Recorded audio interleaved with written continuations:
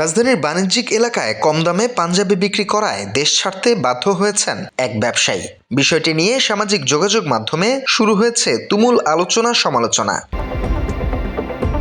রাজধানীর মগবাজারে অবস্থিত নবীন ফ্যাশনস ঈদকে সামনে রেখে সাধারণ মানুষের কথা চিন্তা করে মাত্র 500 থেকে 600 টাকার মধ্যে পাঞ্জাবি পায়জামা বিক্রি করছিলেন দোকানটির মালিক এনামুল হাসান নবীন। কিন্তু এই কম দামের কারণেই ক্ষুব্ধ হয়ে পার্শ্ববর্তী কিছু দোকান মালিক রাজনৈতিক প্রভাব খাটিয়ে জোরপূর্বক দোকানটি বন্ধ করে দেন বলে অভিযোগ উঠেছে। বিভিন্ন সময় তারা বিভিন্নভাবে দলবল নিয়ে মব সৃষ্টি করে আমাদের দোকানের উপরে আক্রমণ করেছেন। আমাদেরকে বলেছেন যে এই মার্কেটে 4500 টাকার নিচে পাঞ্জাবি বিক্রয় করা যাবে না, 1500 টাকার নিচে পায়জামা বিক্রয় করা যাবে না।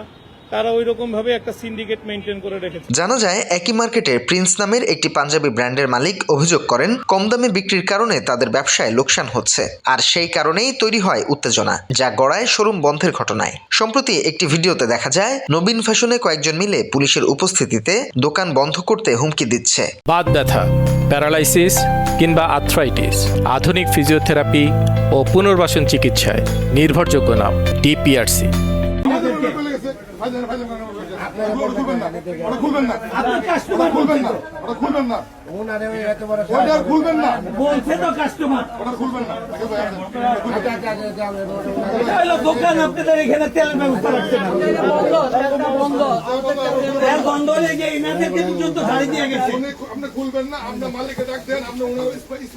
এরপর থেকে দোকান বন্ধ রাখা হয়েছে বলে অভিযোগ করে সংবাদ সম্মেলন করেন নবীন ফ্যাশনসের মালিক এনামুল হাসান নবীন। সেদিন পুলিশ সহ আমাদের দোকানটি বন্ধ করে দেয়। আমাদের দোকানের ভিতরে কাস্টমার ছিল, এই কাস্টমারদেরকে ধাক্কা দেয়, ধাক্কা দিয়ে বের করে দেয়। সিসিটিভি ফুটেজে আপনারা বিশ্লেষণ করে দেখতে পারেন।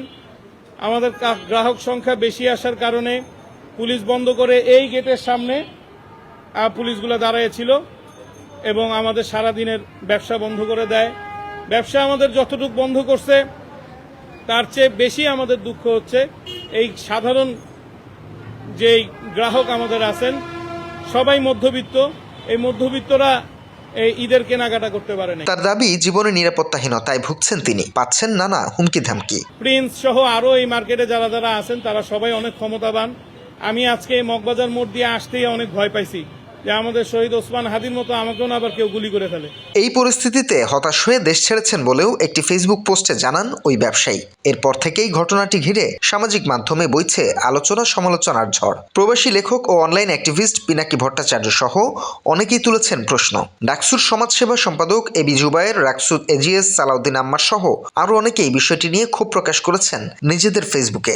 অন্যদিকে পুলিশের দাবি এটি দোকান মালিকদের পারস্পরিক বিরোধ, এতে পুলিশের কোনো সম্পৃক্ততা নেই। পুলিশ ওখানে ডিউটিরত কিছু পুলিশ ছিল, আমাদের মানে গ্যাঞ্জাম হয়েছিল দোকানের যে সভাপতি সেক্রেটারি তাদের সাথে এটা ওনাদের দোকান মালিক সমিতির ওদের গ্যাঞ্জাম ছিল, এটা আমাদের পুলিশের কোনো ইনভলভমেন্ট। জিনিসপত্রের উচ্চ মূল্যের মাঝে সাশ্রয়ী মূল্যে ভালো মানের পাঞ্জাবি পেয়ে অনেকেই প্রশংসায় ভাষায় নবীন পাঞ্জাবির মালিককে। তবে ব্যবসায়িক সিন্ডিকেটের কারণে দেশে ব্যবসা নিয়ে টিকে থাকতে পারলেন না দোকানের মালিক এনামুল হাসান নবীন। তাতে আখেরে ক্ষতির মুখে পড়বে সাধারণ মানুষ। জিম্মি থাকবে ব্যবসায়িক সিন্ডিকেটের কাছে, এমন মত বিশ্লেষকদের। তাই জনস্বার্থে এই সিন্ডিকেট ভাঙতে সরকারি হস্তক্ষেপের দাবি সবার। তথ্যচিত্রে আতিফ রাসেল, বাংলা এডিশন।